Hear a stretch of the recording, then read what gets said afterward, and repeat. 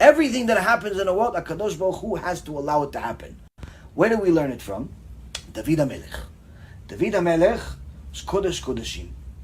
He cried to HaKadosh Baruch Hu almost 24 hours a day. 70 years straight. Mamash, unbelievable. David HaMelech, after what happened with Bathsheba, that looked to people like a sin, but the Gemara Masechet Shabbat says, anyone that says David HaMelech sinned is wrong. He didn't sin. But even though he didn't sin, the Gemara says he didn't sin, HaKadosh Baruch Hu says he didn't sin, David HaMelech says it looked like a sin. It looked like a sin. David HaMelech fasted for over 20 years.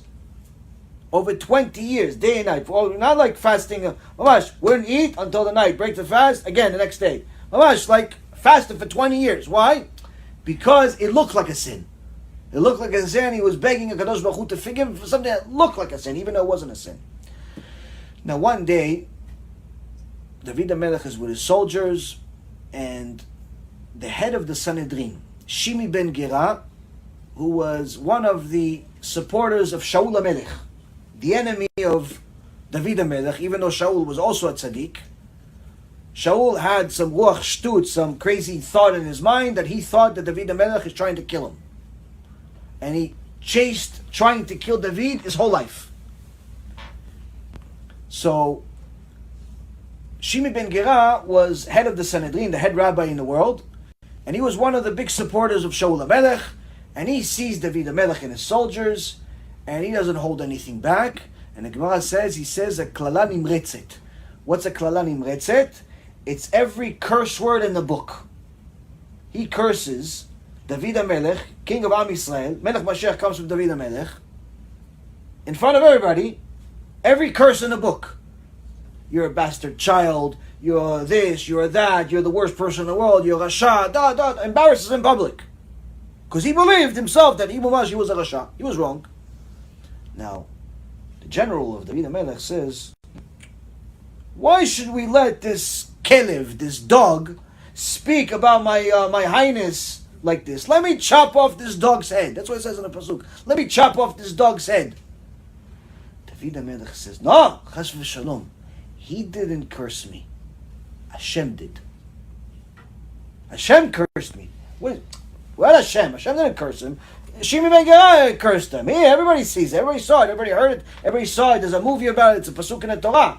It didn't say HaShem cursed David. It says Shimi ben Gera cursed David. David HaMelech understood the deeper meaning. He said, if Shimi ben Gera wanted to curse me, good. But it doesn't mean that HaShem will allow it to happen. Unless I deserve it. The fact that he wanted to curse me and he hates me, yeah, that's his choice. That's his free choice. But is he going to be able to exercise it to such an extent? That's HaKadosh Baruch Hu's choice. Based on my actions. If I deserve to be publicly embarrassed, for whatever reason, then I'll get it. The fact that he wanted to curse me, that's one thing. Whether he's going to be allowed to curse me, that's something completely different. That's depending on my free choice. So if he cursed me, that means that HaKadosh Baruch Hu is telling me he's allowed to curse you. Which means you have to do tshuva for something, David. There's something here.